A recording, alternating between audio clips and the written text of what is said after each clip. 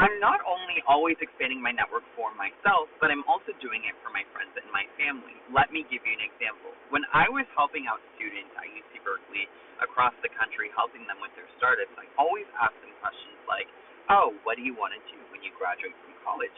And they have this plan of going into working at a tech job or working at, let's say, a makeup company, for instance. And I remember I talked to a couple of students, and I said, hey, what do you want to do? Where do you want to work? And they're like, oh, one day I want to work at Google, but I want to start off here. And I said, wait, hold on. You eventually want to go into Google. Why won't you go into Google now? And they said, oh, well, it's really hard to get into, and essentially, long story short, they were intimidated by it. And fear is something that holds us back, I would say.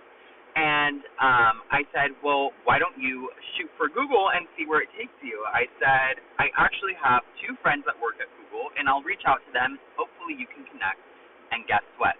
They connected, and now that person has a little bit of an insight on what it's like to work at Google and how to get there.